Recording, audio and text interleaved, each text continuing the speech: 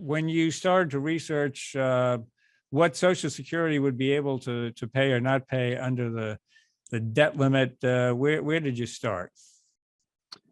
Well, let's sort of start at the beginning because, as you mentioned, there is a debt limit. There is a cap on the maximum amount of money the government can borrow. But what's not necessarily apparent to everyone is that the debt is actually comprised of two types of debt. There's the debt held by the public, and we refer to the public as roughly, private pension funds, investors, foreign countries, foreign central banks, our own central bank, Federal Reserve.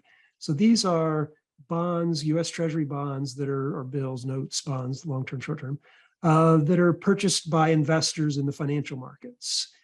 But that's about roughly 24 trillion. There's another roughly 6 trillion in debt that's held by the government itself. The federal government has numerous trust fund programs. You have the Highway Trust Fund, you have the Social Security Trust Funds, the Medicare Trust Funds, the leaking underground storage tank trust funds. There's a plethora of trust funds.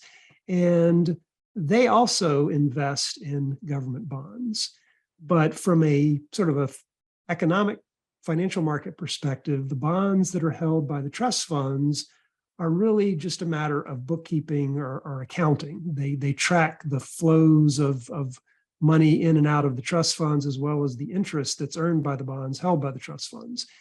And so what happens when you reach the debt limit is that the Treasury Department has authority under current law to essentially delete or erase or temporarily uninvest a portion of those trust fund bonds, and specifically the Civil Service Retirement System and the Federal Employee Thrift Savings Plan.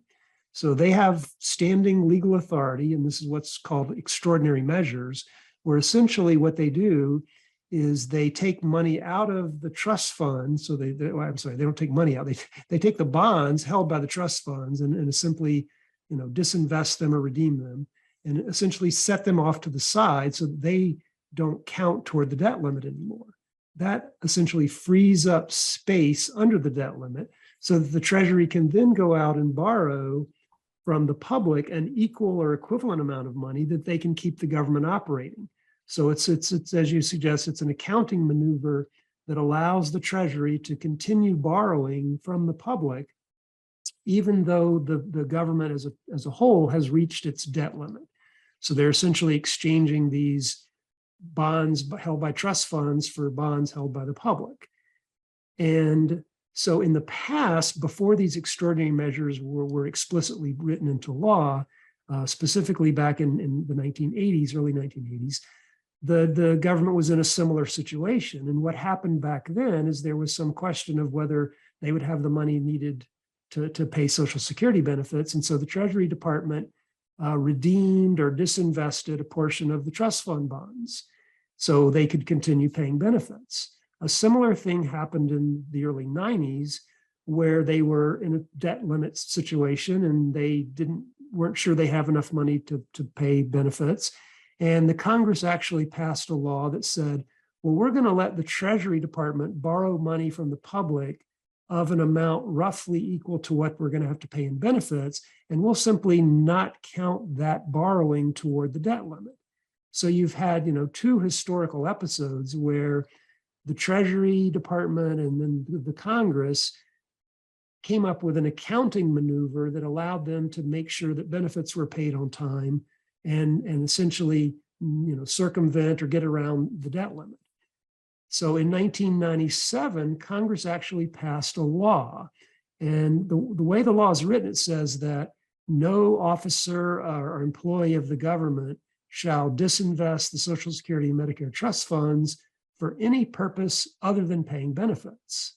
So it's stated sort of as a negative, but if you turn it around, what that really says is that, if push comes to shove and you have no other way of paying benefits, then an officer of the government can redeem the trust fund bonds to pay benefits. So essentially, in 1997, Congress wrote an escape hatch or an escape clause, however you want to phrase it, into the law that allows the redemption of Social Security and Medicare trust funds in order to make sure that benefits are paid.